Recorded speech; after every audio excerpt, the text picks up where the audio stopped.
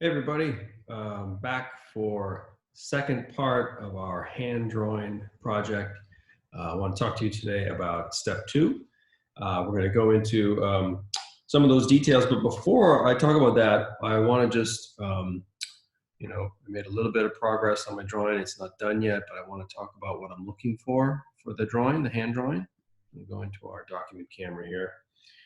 You can see that from the last time we met via YouTube, uh, I have added some additional details in the index finger and the thumb, looking for light and shadow. I'm going to keep working on this, but I decided to reserve a little bit for our live session today, answer any questions, and I could do some live drawing if you're interested in taking part in that.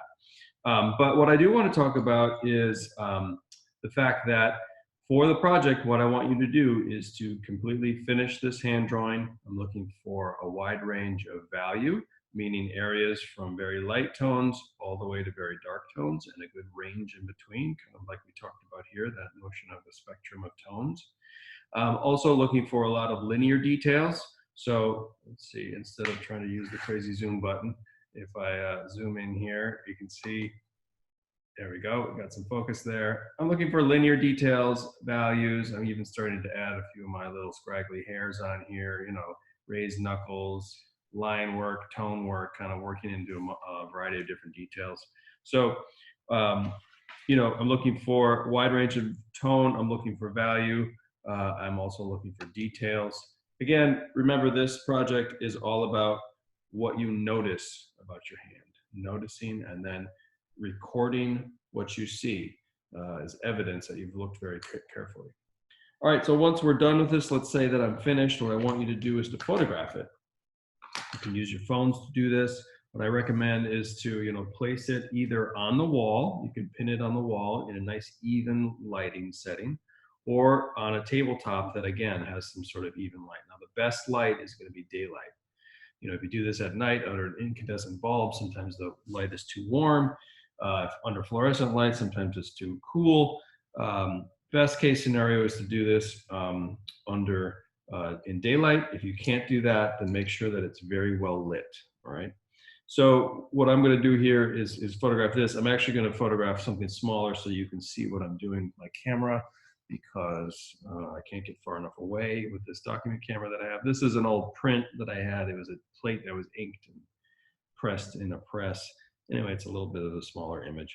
So what I'm going to do is, with my phone in the tabletop scenario, what you want to do is, I don't want you to get too close to the image. You don't want to crop in too much. And don't try to get too close to the edges, because there can be a little bit of warpage, but give yourself a good little border around the image. And what you're looking for when you're doing this is hold it so that the edges look square. You don't want an image that looks like, I can't even do it here, can I? Well, let me take a photo and show you.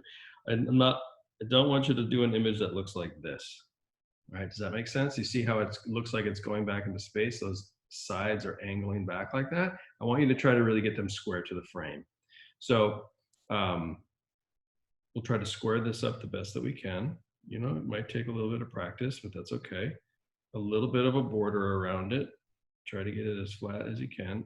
Take the image. All right. Once you've done that, what I recommend, let's see if I can focus on here a little bit. There we go. Is just to edit it. So if you just hit edit now, you can, first of all, I'm going to rotate this, correct orientation. Now this image was landscape, so I held my phone landscape, right? So if it's portrait, hold it portrait. If it's landscape, hold your phone landscape, so you get as much of the image as you can. Now, there is a little bit of an unevenness here to the lighting, but that's not such a big deal. In this case, it's mostly well lit, so I'm good with that. I'm also going to go into the exposure. So if you go to light and click on this little tab over here, you can go exposure, and I'm just going to make it a little bit brighter. I don't want to go too far. See how that washes everything out? I don't know if you can. There we go. That washes everything out. I want this to get back down so I can see it, see the border, but still brighten it up a little bit.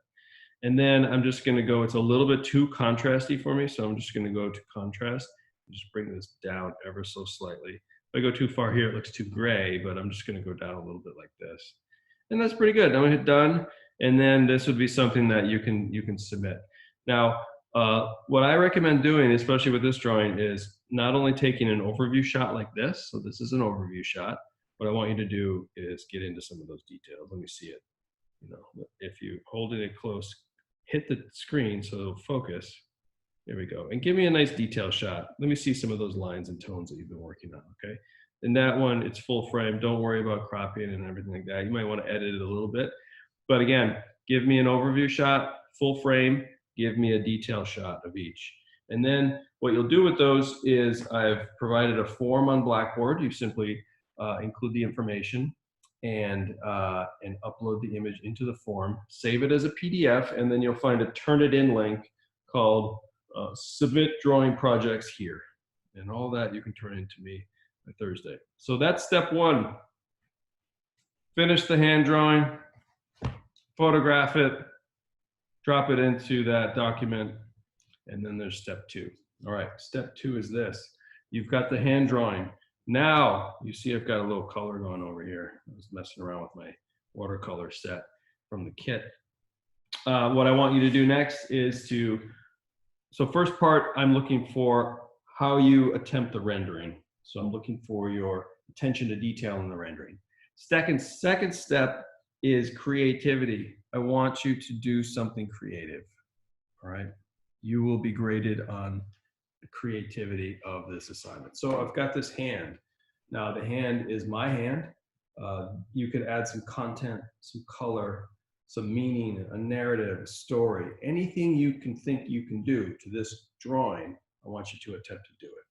Make it unique, make it your own, make it special. There's no rules here. The only rule is do something highly creative. So you can cut it out, you can sculpt it into something, you can add materials to it. Again, the sky's the limit with this project. This is your hand.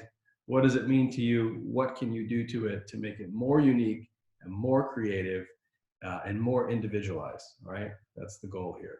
You've done the drawing, now we're gonna take the drawing and do something else to it.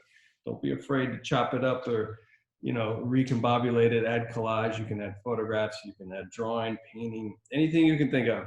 Again, the goal in this project, sometimes it's hard to think about if I have the sky's the limit, but consider something really interesting that you could do to this hand that could be unique, all right?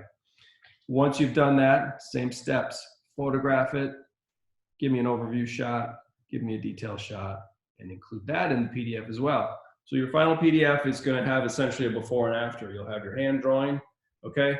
Overview shot, detail shot. Next, you'll alter that drawing, do something amazing to it, photograph that, and include that in the PDF. All of that will be turned in, turn it in like in one single PDF.